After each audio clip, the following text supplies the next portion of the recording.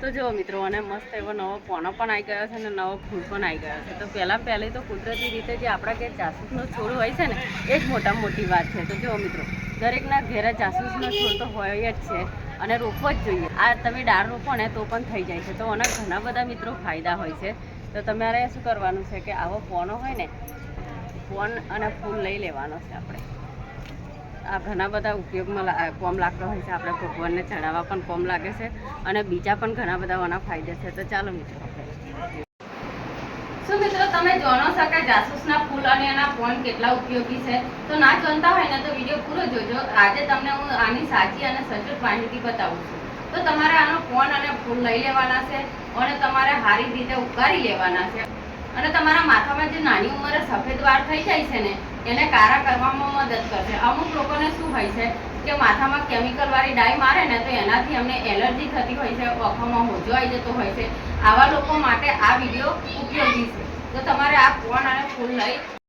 જય માતાજી મિત્રો, અમારા નવા બ્લોગમાં તમારું સ્વાગત છે. તો આજે અમારા ઘેર જાસૂસનો જે છોડવો છે એને નવા ફૂલ પણ આવી ગયા છે ને નવા પોન પણ આવી ગયા છે. મિત્રો, જાસૂસ અને ફૂલ વિશે વાત કરીએ ને તો કુદરતી રીતે આપણા માટે વરદાન સમાન છે. તો તમારે શું કરવાનું છે કે આવા ફૂલ અને પોન હોય ને એ તમારે લઈ લેવાના છે. ઘણા લોકોને નાની ઉંમરે વાળ સફેદ થઈ જતા હોય અને બજારમાંથી ડાય લાવે ને એનાથી અમને એલર્જી થતી હોય, આંખોમાં હોજો આવી જતો હોય, રિએક્શન થતું હોય, આવું બધું થઈ જાય છે. તો હવેથી તમારા કુદરતી રીતે વાળ કાળા કેવી રીતે કરવા એ ઉપાય તમને બતાવું. તો તમારે આવી રીતે જાસૂસના ફૂલ અને એના પોન લઈ લેવાના છે અને તમારે સારી રીતે ઉકાળી લેવાના છે. અને ઠંડુ થાય ને એટલે આની અંદર તમારે કોઈ પણ જાતનું શેમ્પૂ નાખવાનું છે કે પછી કોપરેલું ઉમેરી દેવાનું છે અને પછી આનાથી તમારે વાળ ધોવાના છે.